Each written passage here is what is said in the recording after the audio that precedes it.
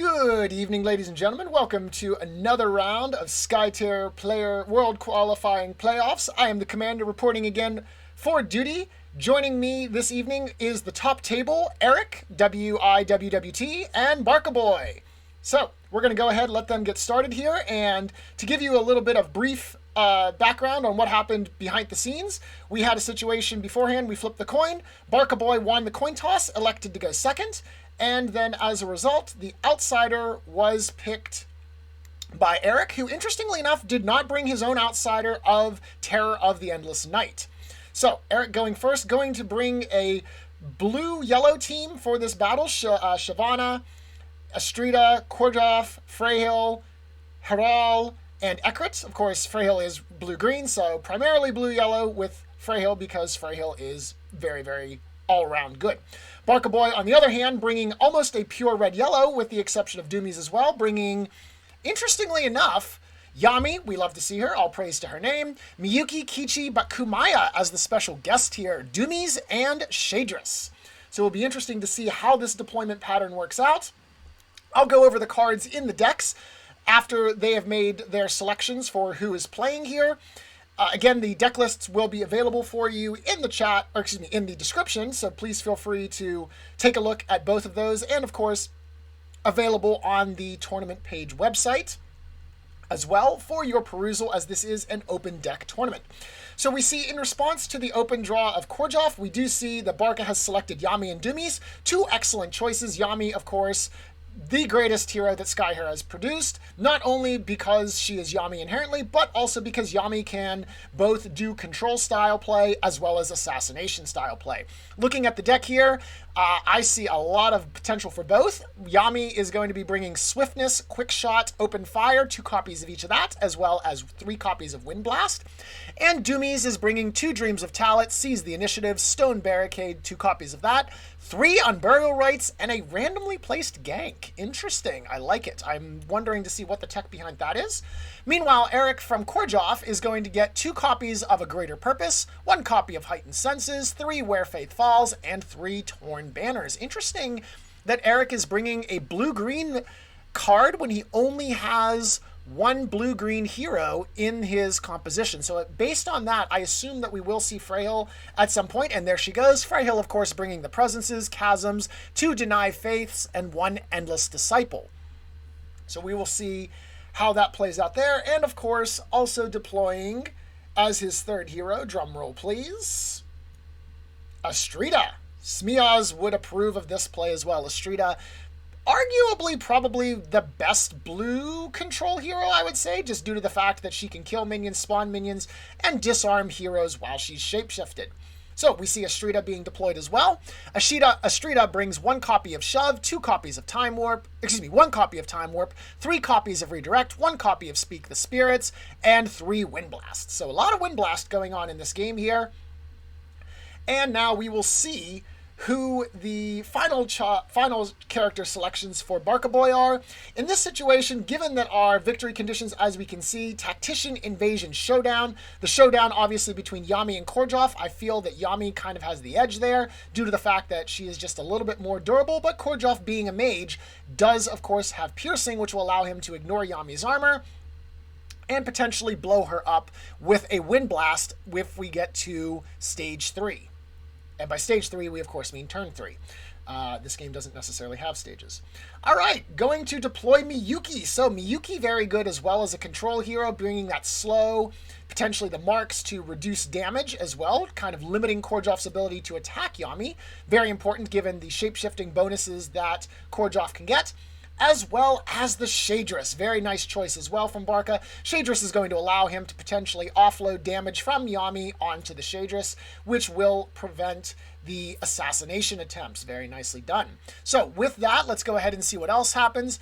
The final deployment, of course, being Shalavi there for Eric. Shalavi is going to provide 3 copies of Shattermind, 2 copies Call the Weak, 2 copies of, 3 Shatterminds, 3 Call the Weaks, and 3 Nightmares Incarnate. A straight shot there. Finally, Barcaboy's selections. With the Miyuki, he gets 3 redirects, 3 Yami's Betrayal, still the most inappropriately named card ever, but nevertheless, we're not here to listen to me rant about that. We've heard that on Outsiders Only enough. And 3 copies of Soul Scream, very, very powerful again for blowing somebody up in turn 3. Shadris brings 3 copies of Deserved Retribution. I love to see that card. I think it's probably one of the best ones out of the latest expansion, so hopefully we get to see a lot of good use out of that. Nightmares Incarnate, 3 copies of that, and 3 copies of Dragon Punch. So Barcaboy is going to be poised to play both the Invasion game, the Tactician game for control, and the Showdown game for the combat. So I'm very excited to see how this plays out between both of them. Let's go ahead and zoom in. And of course, Eric, being the control player, generally speaking, prefers to go second, if I recall correctly, due to the fact that as a control player, you want to be able to, shockingly, control the board, which is a lot easier to do if your opponent has already gone.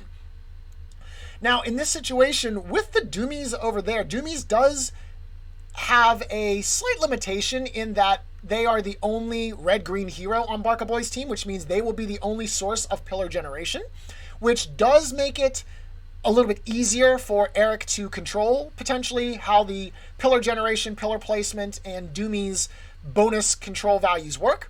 As a quick reminder, in case you have been away from the Skytier game for a little while, there was a change in the last patch, quote-unquote, with the Untamed release, wherein Doomies no longer eliminates all minions on their card and provides corresponding levels of control value increase.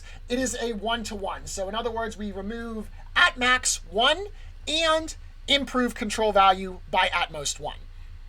So in this case, you don't necessarily A, waste minions, but also B, it re-incentivizes using that rocket ability to do some damage. So we see the kind of classic opening there from Estrida, move Worship to shapeshift herself, attack a minion, we're going to destroy that minion, and oh, the +3. You hate to see the wasted card ultimate on the minion flip, even if there's about a 1/5 of 1% chance that Eric actually would go after the Showdown card. I suspect he's most likely going to play for Tactician or Invasion. But nevertheless, you hate to waste the +3s on the minions. Always better to use those on somebody else, on a hero. But nevertheless, that does give him a strong lead over there in lane number 1. Able to start getting that push going. That will force Yami potentially to respond. She can, of course, do a move, skirmish over one minion, attack another minion to somewhat neutralize that advantage. We'll see if that is Barca's plan or if he has another idea entirely. I'm inclined to say that perhaps you let the Doomies go later due to the fact that you might want to position Doomies inside the dome or inside the lane number 2. So we do send Shadris in, very interesting. We bring Shadris in, going for the worship action. This makes sense. We do get to deploy both the illusion token and provide a mark. Now, in this case, the mark is probably not going to do very much of anything. He does elect to mark Korjov. Generally speaking, though, that's probably not going to be very useful, as Shadris's marking effect means that when he exhausts, he's able to push someone. Not going to really do any benefit. Miyuki is too far away, and Doomies doesn't really have a continuous effect for the mark either. So as a result, that's mostly just there as a just because. Now, interestingly enough, there is a possibility that Eric goes for a Korjov movement, shapeshift, and then potentially fluxes Call of the Week for 4 damage. I feel like that would be a huge waste of the flux for Eric, given the other cards that he's bringing. A presence would probably be much better, but, nevertheless, I don't know what's in Eric's hand, so that is a possibility. In the meantime, we do see Freyhill going in to contest the dome. There is the shapeshift on Korjov. That makes perfect sense. Actually, yeah, now that I think about it, with Korjov having shapeshift, that means he's going to get fast. So it would actually be a 6 damage Call of the Week. So not necessarily insignificant damage, but nevertheless, I still feel like you don't want to necessarily burn your flux for that. So I don't think we'll see that line of play directly from Eric unless some sort of an opportunity presents itself. Barcaboy going ahead and moving there with the Doomies. All right, we're going to move Doomies second. This is fair enough. Eric has already moved 2 of his heroes. we're going to, and Korjov will be melee as a result of shapeshifting. Doomies is going to move in there, kill off a minion, absorb that minion, and then provide a similar control advantage. Oh, the -1 on the flip, that's okay though, because you only need 1 damage. 2 - 1 is of course still 1. And so Barca will be able to absorb that minion, giving him a 4-1 edge in lane number 2, which is the exact same advantage that Astrida is providing Eric in lane number 1. Now the question then becomes, does this become a control battle in the dome? We do see, of course, that Barca has led with Shadris. I did neglect to mention that as Shadris' third and final action. So currently there is a small advantage right now for Barcaboy in the dome. Of course, Eric could still dogpile the dome, but as a result, that would force a tie. And not necessarily the worst thing as a result, to be honest, unless, of course, Eric does have a Flux Presence play in hand, at which case he could force the win in the dome. That would be optimal. Getting control of the outsider, being able to have a bonus shapeshift on your Leothan heroes, very beneficial. And of course, trying to get some chip damage or just simply wind blast someone out of the way, or shockwave, excuse me, someone out of the way, potentially making it a little bit harder for Barcaboy in round number 2 as well. So in this case here, Miyuki, Miyuki's not really in a great spot to do much other than potentially go and affect lane number 1. Ideally, you may want to, so you could move, you could skirmish and then place a mark on Korjov, which would negate the fast, but that actually opens you up to an 8 damage call, which is actually a lot more attractive. I don't think that's the correct line of reasoning there for Miyuki. Do you just send Miyuki over into the lane and use her to... We'll see what happens, though. But first, Eric gets to go with his third hero, Shalavi, moving over into the lane. I assume Shalavi will move, potentially lead and then worship for herself, trying to provide enough counterbalance in the control zone so that Eric is able to contest. We do see the lead there, and then I presume, therefore, the last action to be a shapeshift. Let's see if that goes down. Leads from the deck, interestingly enough. Eric, of course, known for having a lot of high mana value cards, and so therefore, as a result, this is probably going to be a 2 or 3. Not necessarily guaranteed, of course. As I did mention, he does have a couple 1-dots in there.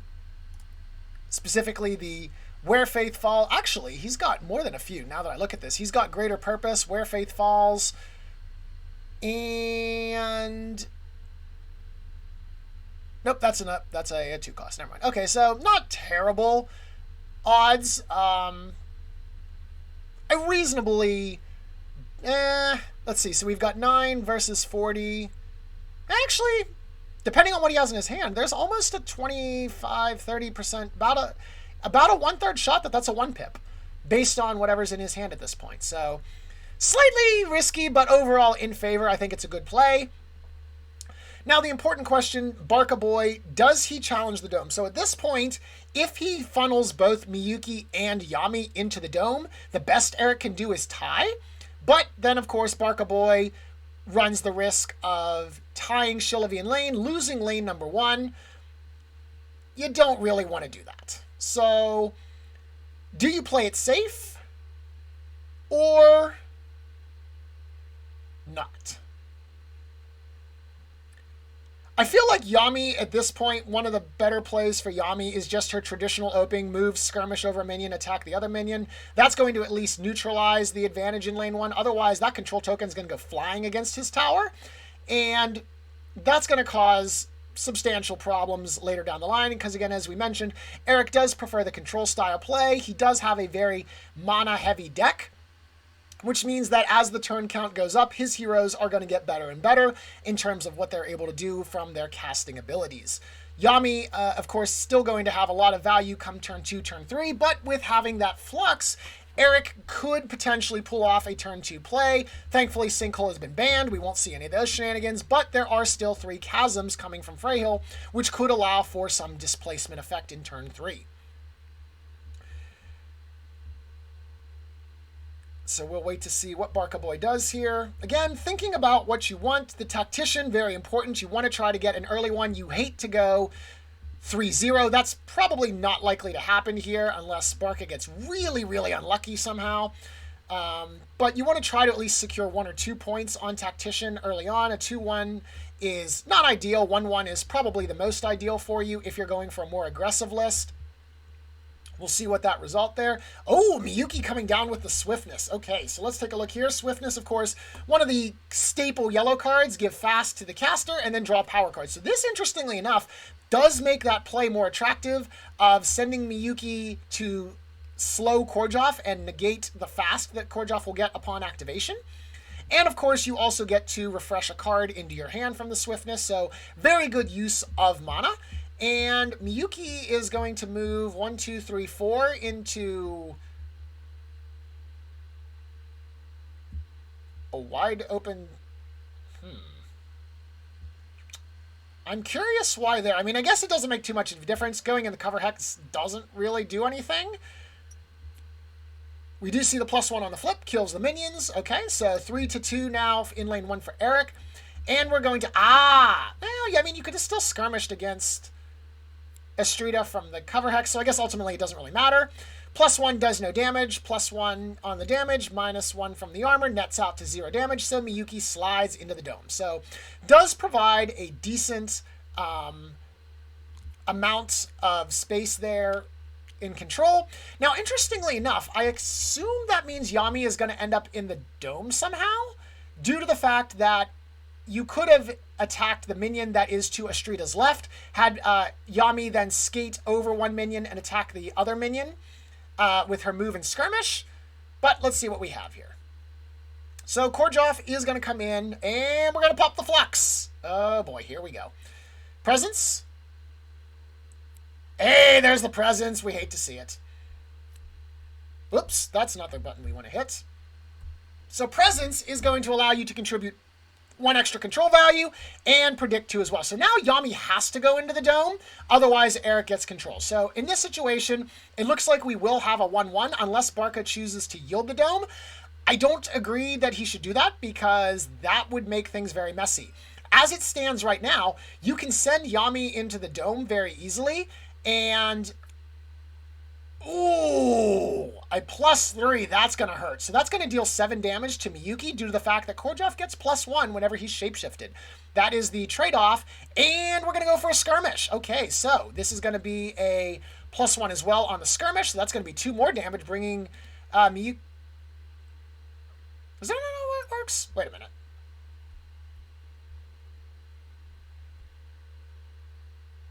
Friendly shape, yeah, I thought so. So yeah, that should have done 2 damage. Should be Miyuki down to 7, but, you know, we've long since determined that the casters should not really interfere with the game, so it is what it is. Now, interestingly enough, that's good, I guess, in a sense, that a lot of the cards were blown on Miyuki. That does leave Yami, so in this case, this does now leave Yami the ability to move, skirmish over a minion, and then warp onto Korjov. That would allow her to be vulnerable in turn number 2 to a Korjov attack. But on the other hand, Eric has already played the Flux, which means that Wind Blast would not come out. Although Wind Blast only does 2 damage and a push, whereas Shatter Mind does 3, so you would not have to worry about a triple Shatter Mind attack from Korjov. You could start chipping Korjov down. There is the Freyhill there to help heal Korjov as well. Korjov only having 14 HP, but Freyhill being able to potentially restore a couple points each round could be beneficial as well. I feel like that Barcaboy certainly wants to contest the dome here. You can barely lose the lane to Estrida, get a 1 minion deficit for him, a 2-1 minion. Or you could just win the lane and give the dome to the outsider. I don't think that's the correct play. So Barca is going to go for the move action here. And now that I think about it, why play the fast on Miyuki? Because you could have moved to the hex in between Miyuki and Yami right now, attacked the minion, and then skirmished against Estrida to get where you were anyways. So I feel like you should have used the... whatever. Could have used that. I think there could have been a little bit better play there from the... Oh! Okay, so we're going to actually yield the dome. Interesting. I'm not sure I agree with this. Because that outsider is going to give Kordjoff bonus worship, or potentially give a Street of, which means the Street of could then disarm the Yami. Oh boy. And we've got a Heightened Senses coming down from the Shulavi as the end of turn comes. So in Heightened Senses, we're going to predict X, where X is the number of conditions on the caster, and then draw. So Shulavi has 1 with her Shapeshift ability, so this is going to be predict and then draw 1. So Eric will get a chance to take a peek at that card, decide if he wants it, or draw another one. So another nice way to just kind of cycle cards through your hand. Based on these results here, it does look like it's going to be a 2-1 win for Barca. With the results here, unless Shulavi has a 3, at which case it'll be 1-1. So let's see by how much he wins. All right, we lead with a 2 with the open fire. So that's going to kill off 1 minion. That gives a 2-point advantage for Barca, bringing the control hex down 2 squares, and he's going to put it away in the corner. Interesting. Okay. Nope, don't you move Yami. Put her down. Believe me, man, I love it when Yami goes all over the field, but we got to follow the rules of the game. Respawn 2 minions there. 1 point on Tactician for Barca. Now, what does Shulavi have under the hood? Let's take a look, because that's going to determine the tempo here. And Shulavi has, drumroll please, a 1! Okay, so that's going to give a 3-4 advantage there for Barcaboy. So Barcaboy does get another one. The minion dies. That does help with the snowball effect. Now, Invasion is not on the field until the end of turn 2, but this does mean that Eric will have to spend some times in the lane. So, as it stands right now, Eric does get control of the outsider. If I was Eric, and in this situation, I would be using the outsider to delete Miyuki. I don't think it's possible to get a kill on Miyuki at this point, but I can certainly set up to kill her next turn. So in this case here... Oh, wait, we have to see what Freyhill led with. I assume Freyhill led with a 3 there. And so... Oh, no? No, she did. Okay, I was going to say. Eric leading from hand without a 3 seems very suspicious. So, in this case here, with the outsider, I feel that you drop the outsider down, attack Miyuki, shapeshift Kordjoff, just to get him those bonus stats, and then shockwave Miyuki. With Miyuki being at 8 HP, she's very easy to kill in round number 2. We see the attack action. There it is. We are... Okay, or we're going to attack Yami. Fair enough. All right. Yami down to 15. But... Wait.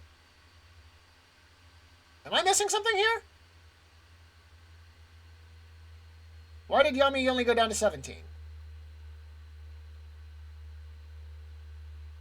Team? Maybe Eric meant to do the shockwave? Why did...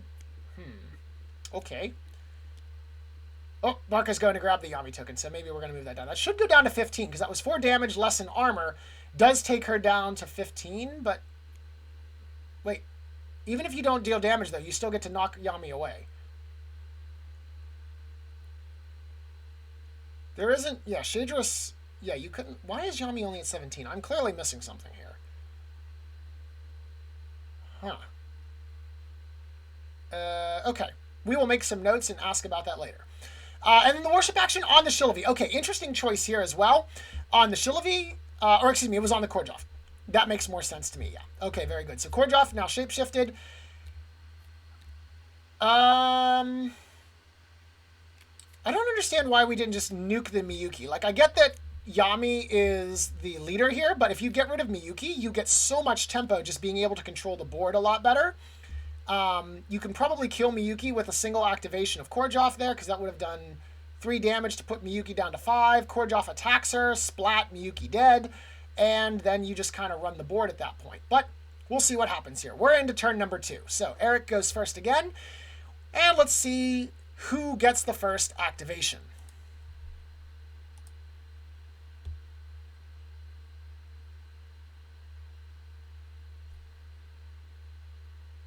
Drum roll, please. Dun, dun, dun, dun, dun, dun, dun, dun, dun, dun, dun, dun, dun. We're going to activate Shillavi. Okay, so in this case here, I feel like we send... I guess, yeah, Shillavi's 4 away. I don't think we go after Miyuki with her. That seems slightly inefficient. With Shillavi being shapeshifted over in lane number 2, and lane number 2 already under heavy threat, I feel like this is the point where we use Shillavi to pounce, so we can move, Cat Scratch Fever against 2 minions to delete them, and then lead, and that should stabilize lane number 2 for Eric. Is my expected process there, the move, the attack, and then potentially either a shapeshift to finish it off or a worship action. Probably, I would assume it would have to be a lead action as opposed to a worship action, due to the fact that Doomies already has the pillar in place and has a minion in sight. And suddenly on Burial Rites?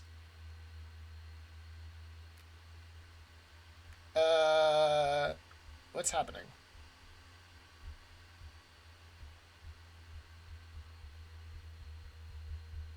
Oh, those are being discarded, perhaps?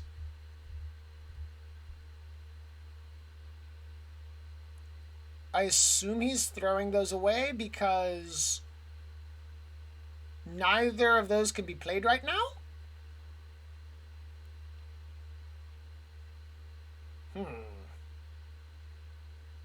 And Eric doesn't have explosive intervention, so I assume those are just end of turn discards. Yeah. Okay, very good. So we have the discard stuff there.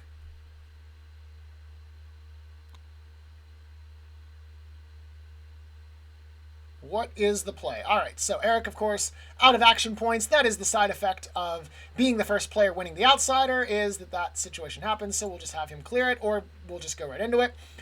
So Shillavi, in fact, not doing what I just said. All right, so maybe we are going to kill the Miyuki. So we're going to move, we're going to skirmish, and then we're going to attack. So that does provide the +1 on the skirmish effect from the Korjoff, but we did forget that last time, so let's see if we remember this time. So that should be 1 damage to Miyuki there as a result. No, we're still forgetting the Korjoff damage. Oh, this is going to cost Eric. That's 2 points of damage. Miyuki should be down to 6 at this point. We do see the +1s on the flip, though, so that's going to be 4 damage, putting Miyuki down to 4 damage. Is vulnerable now to a Shattermind assassination, but... yikes. There's missing damage on the table here, I think. Unless I'm missing something. It wouldn't be the first time that I've made a miscall, but I'm fairly certain that we're just completely ignoring the effects of Korjoff on the skirmish damage. But we'll make a note of that, and we will ask the players after the game about what happened there. So this could, of course, just be a side effect of people don't really use Korjoff, because Korjoff has been widely regarded as the least effective yellow hero, just due to the fact that everybody else, or excuse me, the least effective blue hero, just due to the fact that everybody else was better. The release of Kepiax and Heral may have changed that a little bit. Kepiax, I think, is still in that weird spot where she does like to do a lot of plink damage, similar to Vorhild. Okay, we are correcting the Yami damage. That's good there. But Kepiax wants to do a lot of plinking damage, a lot of chip damage, similar to how Vorhild does. Of course, Kepiax is piercing, which is better than Vorhild's not piercing. But Vorhild does have a little bit more range. But the best thing that Kepiax has is that she's a warrior, which means that you never have to run Kenwi, at which point is automatically a win for you. So I will be interesting to see how Kepiax plays out, because I like her design aesthetically. I like her abilities. I'm not convinced on her own. All right, so Miyuki is going to go ahead with the swiftness play again. We're going to go zoom, zoom, zoom. I agree. Miyuki needs to get the heck out of dodge here, because Korjoff is setting up for an assassination. So in this situation here, do we put the slow on the Korjoff so that he can't properly chase? Because you could move, you could skirmish Miyuki into the far bush on side 2, in lane number 2, excuse me, have her lead, and that would keep her safe from Korjoff, as Korjoff is not able to play Featherstorm this turn. His ultimate, which allows him to teleport anywhere on the board. Interesting call here. Let's see what Barcaboy chooses to do here.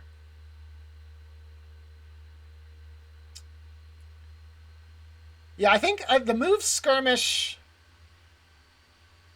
and worship into the far cover hex that is in lane 2 is an option.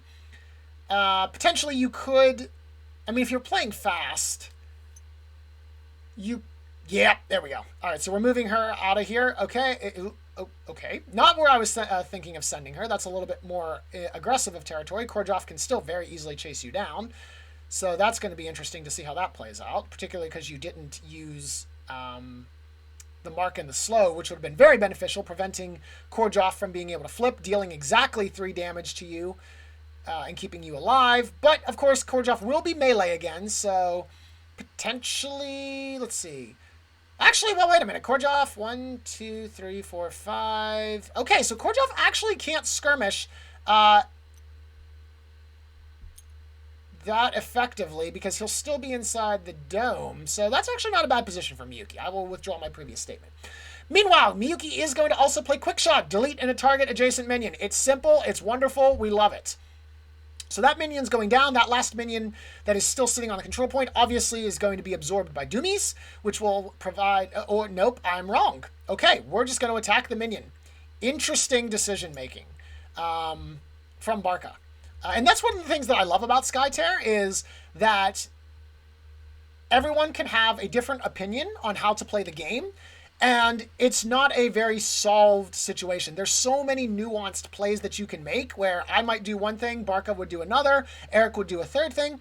And it's interesting to see how those different strategies play out, which ones end up working, which ones end up failing.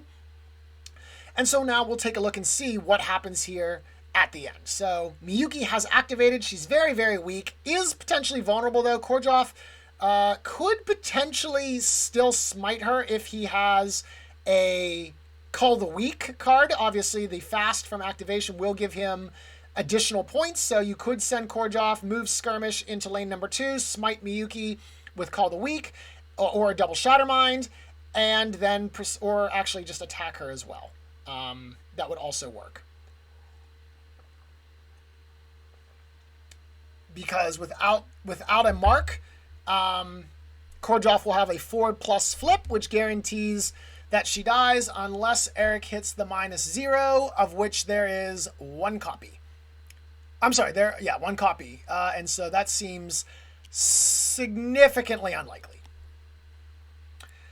All right, but Astrida is going first. Interesting. So that's actually going to leave Barcaboy some time to potentially set up to block the Kordjoff kill. Of course, Kordjoff may just say, you know what? Yami's right over here. We're going to go after Yami and have a showdown.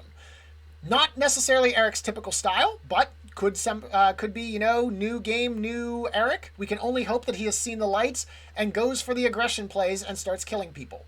I have faith that eventually people can change. In the meantime, Astrida, I'm going to guess that, oh, she's not worship. So I'm going to guess she's probably going to worship. She's probably going to attack something, and then she's going to lead. Because that's what Astrida does. She could also potentially do a Speak with the Spirits. That would be interesting if she played Speak with the Spirits. That would give her the bonus Shapeshift, as well as be able to apply that Disarm, which would be huge against Yami.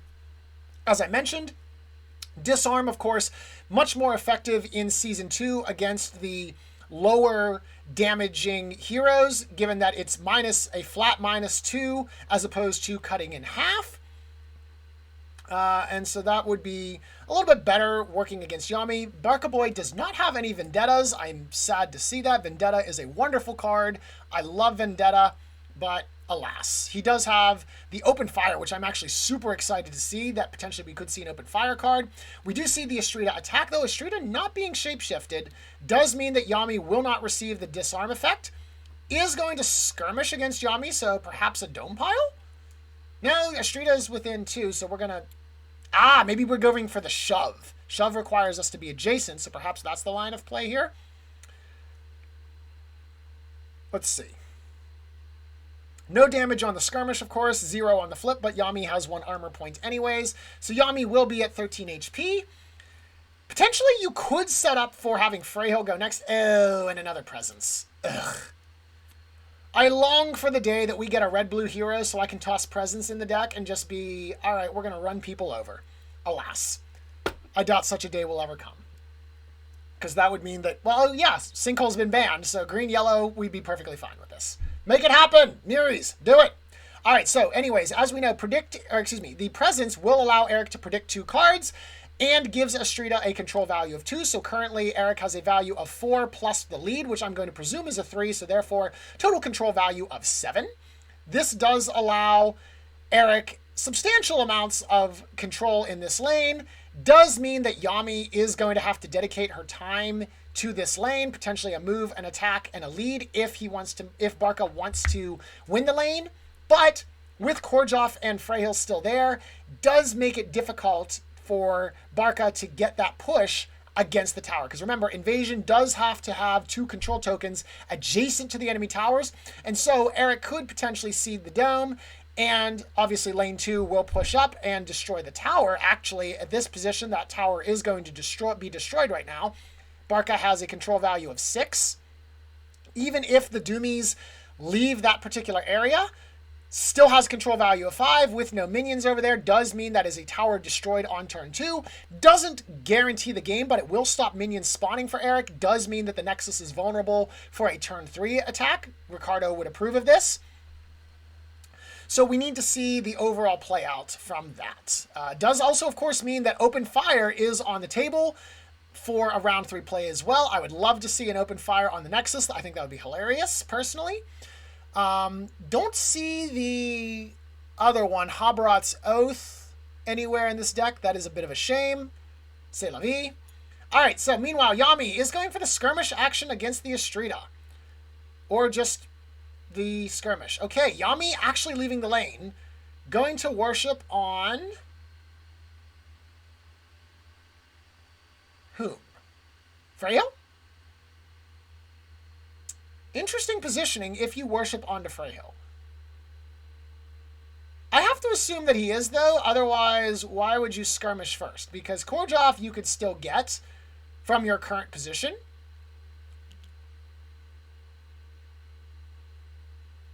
And Shillavi, there's no reason to worship onto Shillavi with Yami's ability. So I have to presume he's targeting the Freyhill. Well, not targeting, but he's selecting the Freyhill, I should say. Targeting is a very specific term here.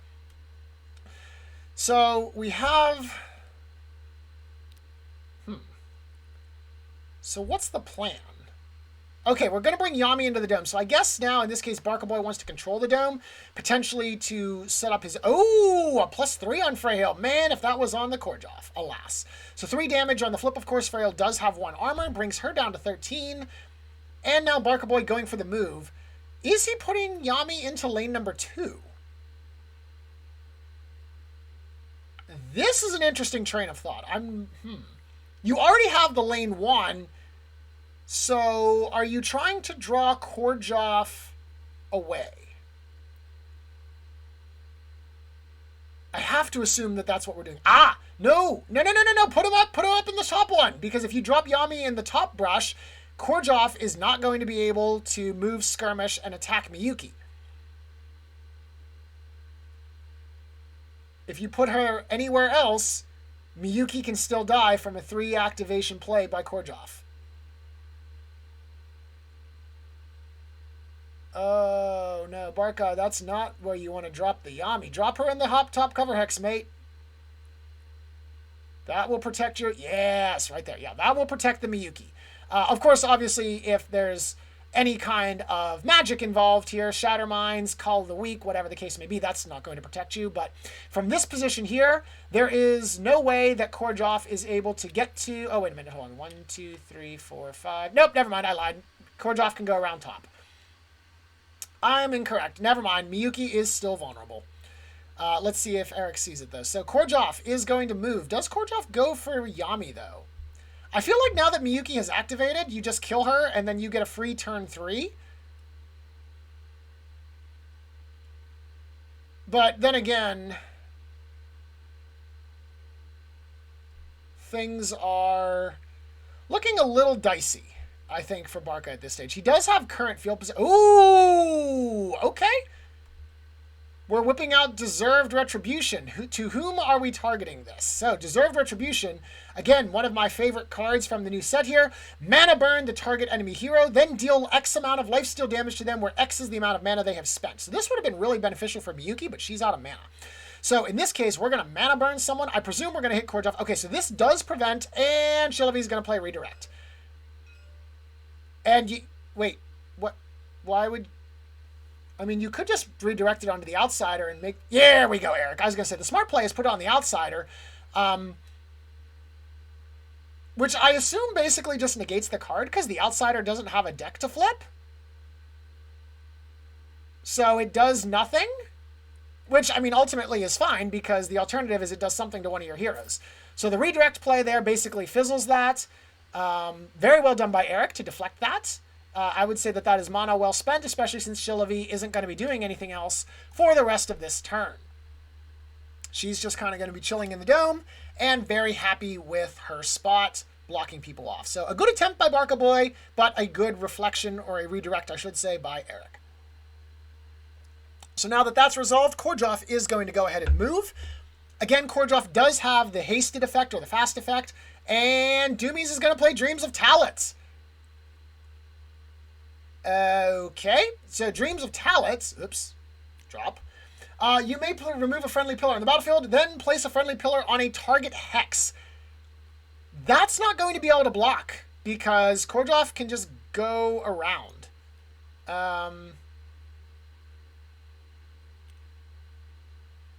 So I think that Barca did withdraw that card once he realized that it's target hex, and it has to be adjacent as well.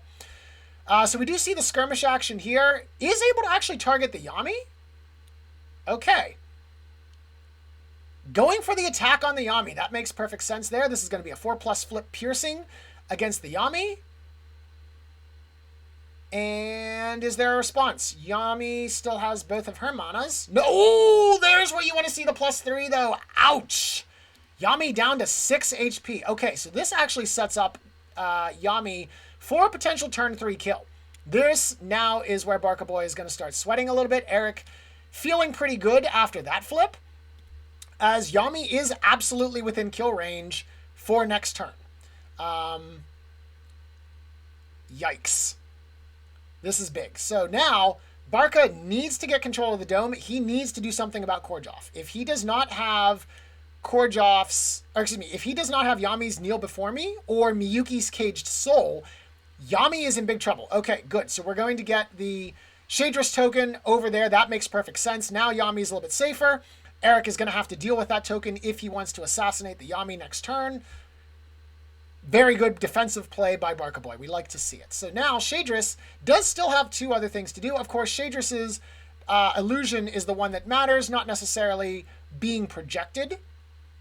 In this case, of course, Shadris was one of the original heroes that was made before the dual faction thing came into play fully, wherein both factions represented on the card are the heroes' identified factions. That's a very weird way of saying that the heroes belong to both color factions that are on their card. But in any case, the effects are not necessarily as specific as someone who is purely Leothan, purely Talit, purely Karuma, purely Nupton. So that token being adjacent to Yami is all that he needs for the illusion effect to work. Doesn't matter that Shadris is not within 3. And we do see Shadris moving over as well as leading, so working to protect the lane from Astrida. Now, of course, in this situation, assuming that they're both 3s, that is going to result in a tie. Astrida is worth 2. So currently it does look to be a 7-7 tie in lane number 1. In this situation, that could mean that the Doomies could... No, Doomies cannot get into lane number 1 from where they're standing. Nor can they necessarily win the dome if Freyhill goes for a lead action. So in this case here, I think that Freyhill should just move Shapeshift Kordjov to prepare him... Well, actually, no, that's not even necessary because you can use the Outsider's ability. I would say that you move to position Freyhill, perhaps, lead, and then just worship her or Shillavi for Eric. That would seem... Or potentially you could send Freyhill... Nah, Freyhill has to stay in the dome, because otherwise you just walk Doomies in, lead, and then that's the dome. So Freyhill has to end up in the dome this round due to the fact that Shillavy's not leaving, unless Eric just doesn't care about the dome, which I feel would be a poor decision given that Korjov is right next to Yami and has no supporting help anywhere nearby, which would then mean that Barcaboy could potentially just pummel and gang up on him, setting up for a potential turn 3 kill of his own. So we'll take a look and see how this works out as Eric contemplates how this turn is going to go.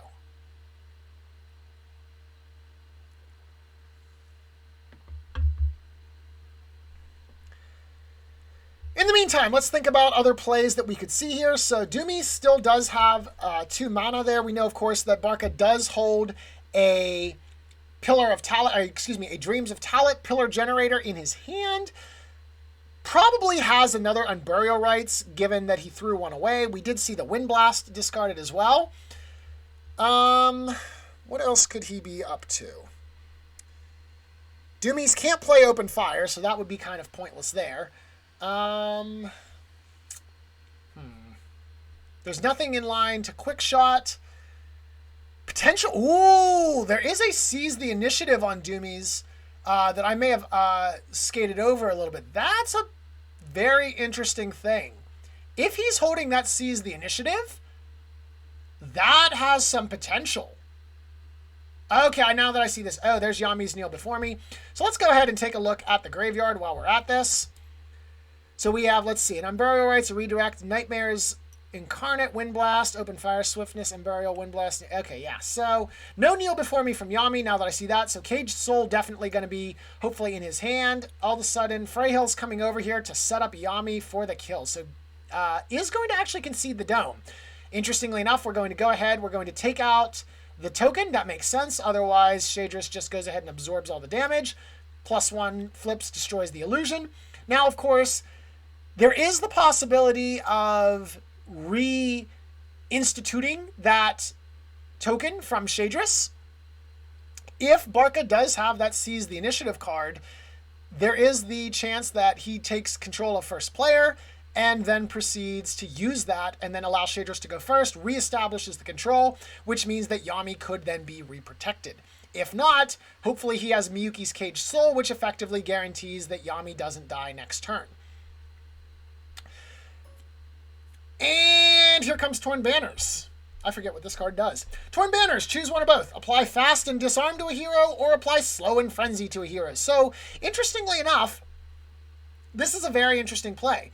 I would put, honestly, both of them you could use, given that Miyuki, or excuse me, not Miyuki, Yami and Korja. Oh, we're putting on a Miyuki, though.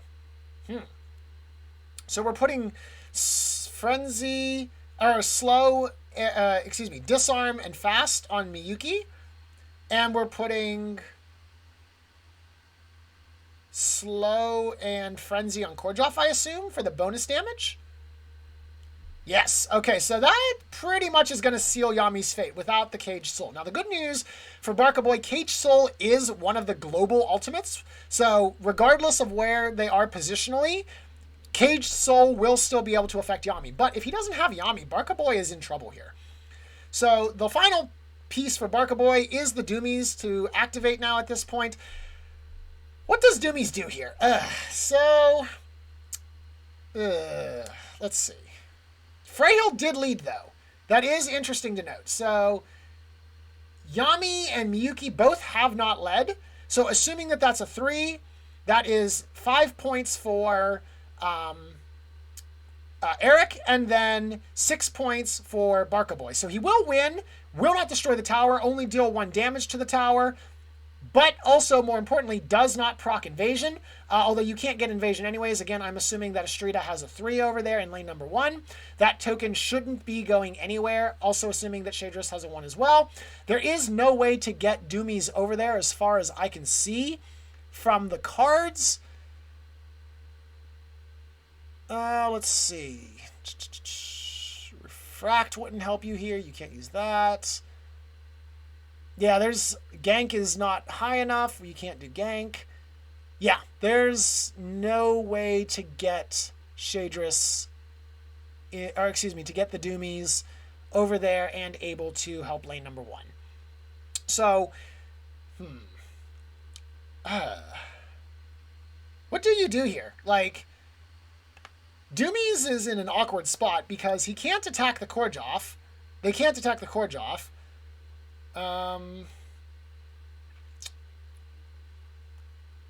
But you don't want to attack Freyhill. That's kind of a waste of your action, I guess. We are going to move, so we're going to probably send Doomies into the dome. That makes sense. Yep. I guess just drop another pillar just because. Goes for the attack on Shillavi. All right, fair enough. Attack Shillavi, going to deal 2+. Ooh, 3 damage. That would have loved to have sunk that into Korjoff. So that's going to bring Shillavi down to 13. Good chunk of damage, but again, not the target that we want here for Barcaboy. So spreading the damage out a little bit, unfortunately, there among some of the non-essential targets. And we do see the lead from the deck. So theoretically, that should guarantee him the dome. And so let's see. And he's going to play a Dreams of Talat. Why not? You might as well, just to get the pillar established. Now, Dreams of Talat, of course, allows you to place it on a target hex that does not contain a token or miniature. I may have said that it had to be adjacent. I was thinking of the stone barricade earlier. Oh, yeah, you can't put that there, sir. You need to put that on a target hex. You cannot place that outside the dome. And Korjoff is going to drop a Nightmares Incarnate on Yami, blasting her down to 4 HP. 3 HP. Why is it 3 HP? Nightmares Incarnate does 2 damage. Or am I completely out of my mind? Yeah, it does deal 3. Why do I think it does 2? I have no idea. Oh, because I'm thinking of Migraine. That's why. So Nightmares Incarnate is just 3 damage. Yami down to 3 HP. I hope that he has Caged Soul. If he does not have Caged Soul, then I think this is GG as soon as we start turn 3. Even if he does have Caged Soul, if Korjoff declares an attack, you have to respond with the Caged Soul. If there is any kind of magic effect from Korjoff, then you can just play that before Caged Soul resolves, killing the Yami anyways.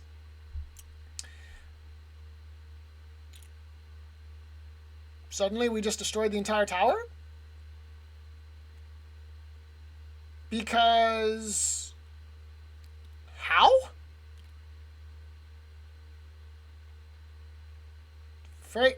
Oh, that's a street that led. I'm sorry, that's how. Yeah, okay, so Freyhill actually didn't lead. My apologies. So, that makes sense there. So Freyhill does destroy... Freyhill and Korjoff both did not lead, and so therefore the tower does explode, so therefore... that token is now against the tower. Very unlikely to move at this point because Barca is going to advance that control token 2 forward, spawn 2 more minions. Eric no longer gets to spawn in turn number 3.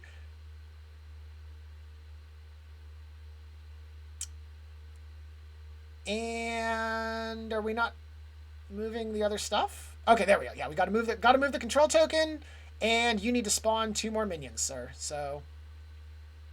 No, the control token, I think, has to go the whole way. Yeah, control token's indicating it's got to go the whole way back against the back row. That is correct, because the order of operations is tower is damaged. If the tower is damaged, then the control token is moved.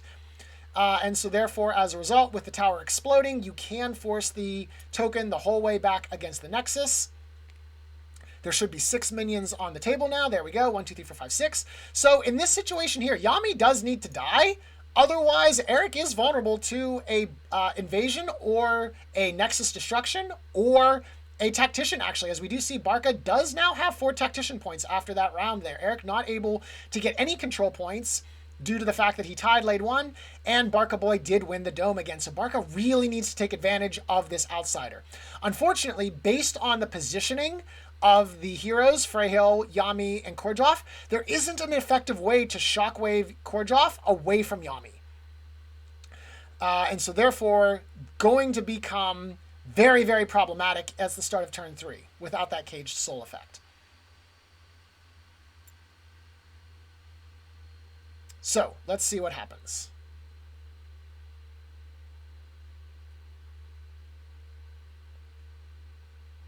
Now, what one could potentially do here, given that Korjoff is slowed, you could have Yami worship onto Freyhill, and that would require... Nope, not with that positioning. Never mind. All right, never mind. Nope, we're not going to do that anymore. I was going to say you could have Yami worship onto Freyhill, plop Yami down on the cover, or excuse me, on the hex that is where the lower right of the outsider is. And then that would at least require more action points for Korjov to get to Yami, given that Korjov has been slowed as a result of the torn banners.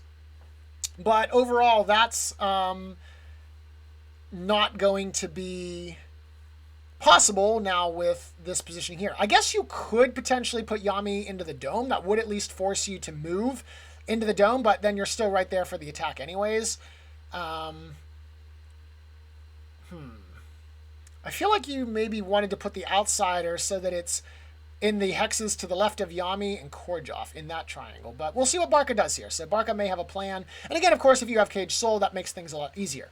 All right, so the first one, outsider skill number 3, is the Instill Energy. So we're going to draw a power card. So we're going to start fishing. So Barca is going to go up to 6, which means he will overdraw at the end of this turn. But if we're fishing for Caged Soul, then that's perfectly fine. So we now see the worship action. So we're going to, I assume, trigger Yami here? Or are we on Korjov? Although Korjov is marked. So interestingly enough, that does mean that Miyuki does drop the attack by 1, but Yami is at 3 damage, or 3 HP, so that actually net of doesn't matter at all. So Freyhill does take 2 more damage from the worship action there, brings her to 11, and we see an attack. So does the attack go onto Freyhill, or does it go into Korjov? You can't see Korjov anymore, so the answer is it has to be Freyhill. After that move there, Yami no longer provides vision. And so he has to attack the Freyhill. Or I guess he could attack Shillavi inside the dome as well. But, and a +2, so 5 damage. Oof, that would have been nice to have sunk that into Korjov. So that does bring Freyhill down to 7.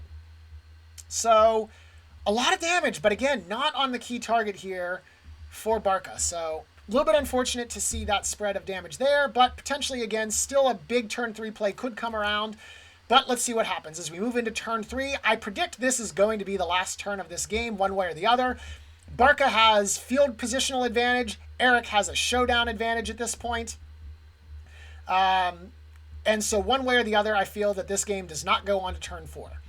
We'll have to see what cards are in each player's hands. Eric, of course, going to go up to 4 from the end of turn draw. Barca will have 8, as I mentioned, so he will discard 1. And so let's take a look and see what he has opted to throw away. He has gone through half of his deck here. Let's see. We do have the Swiftness. Let's see. We went up to there. Kneel Before Me. So the None Shall Pass, interestingly enough, from Shadris. Probably not going to be very effective in this particular combat. We do have the Stone Barricades there. The Dreams of Talat Quickshot. Dreams of Talat ×2, as I mentioned. Dragon Punch as well has been put in the bin. So Barca's gone through about half of his deck. He's also discarding another Unburial Rites. I agree with that. At this point, you've got control of the map. Unburial Rites is not very effective for you. Unless we're trying to utterly dominate lane 2, which, to be fair, would still win you the game had you done that. So that makes sense after all. So there's actually a fairly good chance, about a little bit under 50-50, that Korjov will not be able to assassinate Yami because of the Caged Soul. So let's see what happens. So Korjov going for the Worship Skirmish. Here we go. We're going to target Yami. This is a 3+ flip here. If you have a Caged Soul, this would be the time to drop it. Or any sort of disarm. Because right now, this is going to do enough to kill Yami if you don't prevent it. You do not have migraines, so you can't disarm him. With that, there is a redirect, but no redirect. All right, show us the flip. A +0, so that should kill Yami. And there it is. GG's by Showdown. Well played by Eric. So Eric actually winning aggressively. Well done, sir. We love to see it, really. So let's go ahead then and jump into the Discord channel with them, and we will talk with the players. Yep. So the crazy thing that I was thinking was Yami is here, and Korjov's here, and I'm like very stuck, right? Yep. Was to worship on the outsider Right. to get myself over here. But I didn't have enough points or any other way to like get myself out of that. So I'm like, oh, then the outsider's just gonna kill me. Oh wait, that would have been good, right? Yes. Yeah, that would have definitely been beneficial because if the outsider kills you, then Eric can't Yep. win by showdown. Yep. Damn it, Michael. And I can't get him out of the way even. So then I've got my Korjov who is slowed because of my thing. So that's 3. Yeah. The Korjov can't get him. Yeah, Freyhill can probably get around there to get her. But yeah, you need it. You need it, Korjov, to get her. To get her. Oh, god damn it! I can't believe I had the thought and didn't complete it. You were even like, it's cool, but not good enough. It was good enough. Yeah. Cool. It actually was, right? Oh, that's amazing. Okay. Well, that's good though. Well played, gentlemen. Eric, I'm so proud of you. Winning by aggression. I'm very proud to see it, that you finally come to the right side.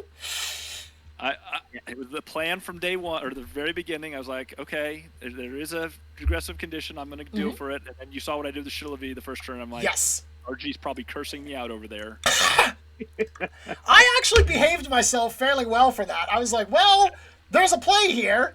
It's not the play I would make, but there's definitely a play. We can see this. That's fair. Yeah. I mean, my thought was, right, I just go over there. All I have to do is lead with a 2. Yep. And I get a whole nother turn for showdown, because probably the way I'm going to lose is by Nexus, right? Right. So I was like, that'll be fine. And I just get an extra turn. And then I flip the 1, and I was like, oh, well, so much for that. Yep. All back to plan A. We're back in business, gents. But yeah, that was a great game to watch, though. Damn it.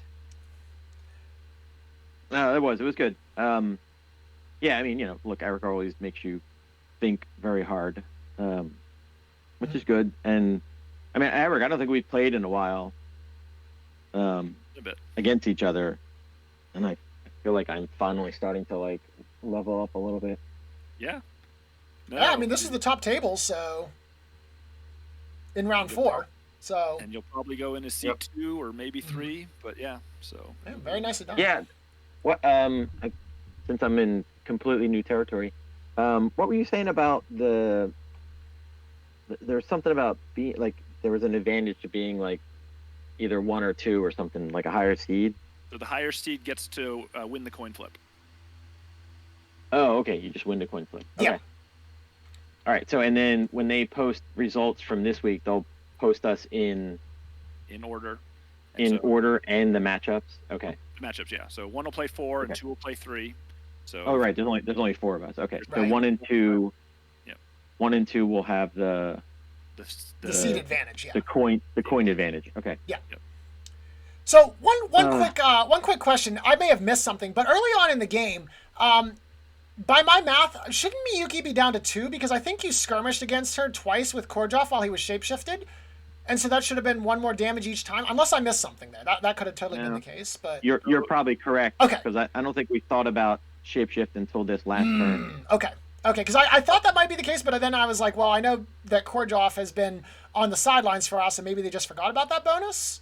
Yep, that's exactly Okay, right. fair enough. Okay, I just want to make sure I didn't miss something, because it's been that way before, where I'm like, shouldn't this have been the case? And then both players like, no, you idiot, this is what happened. Yeah, no, he was right. Korjov was shapeshifted almost every turn, and Right. and we did the calculation on the last one because he was like 2 for the and 2 plus 1, so she's gonna get toasted, and then I was like, oh yeah, yep, we definitely skipped it the first. Okay, no worries. That was just I wanted to make sure that I wasn't missing anything there. Excellent. Nope. I'm still learning my aggression chops over here, RG. Hey, you know what? It's okay. Listen, we understand, and I appreciate you for that, Eric. You just got to baby steps. We get them along, and then finally, when we get to the World Qualifier, we flip 3 aggressive conditions, and you sit there and go, darn, which of these do I want? Because they all look wonderful. And you didn't get to play your big cool combo. I was waiting for it as you were stacking stuff on Korjov. Yeah, I didn't have the call. I flipped it on something else earlier, and I was like, oh, digging for the other one. But yeah. So the other thing I want to do is heighten senses on turn. You marked Korjov. I was like, oh, that's juicy. I can put my 2 other conditions on him. I can heighten senses and predict 3 off of it. Ooh, it's going to be great. But then I had to use him for the presence because I could not lose. Because presence. Yeah, exactly. Because presence. So. Yeah, right. You had to either push the dome, and I mean I had the decision to either have Yami go in the dome and tie it and then just lose the right lane, or fight in the right lane. So, and then her ass was out all by herself. That was scary after turn 1. Yeah. So and the other thing is most of your good flips are under Kichi and Kumaya in your list. So I mean, I put Kordoff in a not great spot, but I was like, Yami, even if it flips 3 times, isn't going to do that much. Maybe as long as you don't get the OG, you just don't have threatening attackers. Yeah, firepower. Right. Yeah. So most of it's in the cards for those guys. Mm-hmm. And with 2 control conditions. Yeah, I think I was totally legit, right? So, I was going for that, and then it was just like I just didn't defend her well enough, because I could have put Shadris's illusion on her side of the map or something. Who knows? But I mean, it was good. Yeah, Frail had to go and because if you didn't put it when you did, Frail goes and attacks Yami, and then Korjoff might have been able to finish it round 2 with the Nightmare Incarnate. So. Yep. Yeah, I would like. Go ahead. No, I was gonna say Yami did some running. Well, Miyuki had that big run out of the dome, and I was like, why is he picking on Miyuki? I know why he's picking on Miyuki, but yeah. By the way, that was another question that I did want to ask you. So turn 1, if you don't mind, I'm just going to grab these real fast. So turn 1. Why did I play the fast on Miyuki? Because you could have moved her right here. Okay, yeah. I mean, I didn't know if you maybe wanted to cycle your card or something, because you could have just moved and then you could have skirmished the street and then went in anyway. So I wasn't sure if there was something there perhaps, or. It was just for I was doing the math of how many cards I was about to gain. Gotcha. Okay. Gotcha. And I was like, well, I'll flip this card over, because either I'm going to keep it, because I could use it on Yami, but she also had a what's the punch a minion card? Quick shot. Yeah, so I was like, Yami might play a quick shot, and so she can't play both, but I need to move some cards. So I'm like, I'll just put this on Miyuki to flip it, get something better, and then yeah. Makes perfect sense. Yeah, it was totally unnecessary to do that. Yeah, I mean, because go ahead, Eric. Well, I was just gonna say, except for the fact that I think Miyuki transverses more hexes than all other heroes combined this game. That's true. She was the global traveler. And then Frail put a fast on her so she could do it again this turn if she got a turn. So she was like the running, the little running person. Yep. Global traveler. Well, she's working on for the Boston Marathon. She's getting ready. Getting in shape. Listen, you got that race is something. Let me tell you, downhill for the first 10 kilometers, and then it flattens out, and you hate your quads. It's very painful. Well, says she's got to work out, man. That's true. Got to do it. Beat away. Oh, I had so many good cards, and none of the ones I needed. So annoying. I was praying that you had Cage Soul in your hand, because I was looking through your discard and I'm like, he's got 20 in the discard, 7 in hand. There's a little bit less than 50% chance that the Cage Soul is in there. If he doesn't have it, I think Yami's in trouble. It wasn't the next card. Nope, that's Gang. Or the next one. Oh, the redirect would have been useful there. Redirect you could have. Yeah. Exactly. I had no defense cards coming my way, so I couldn't. I think you need Cage Soul and redirect just because I have a Nightmares in my hand. So you need two save cards. Yeah. That's true. You win by all 3 other victory conditions. You get Nexus, Tactician, and Invasion, probably. Right. So. Battle report, win condition, 2 men need to count. Other conditions, showdown. Oh, man. I can't believe you let Yami die like that. I know. That's can't all believe I have to say.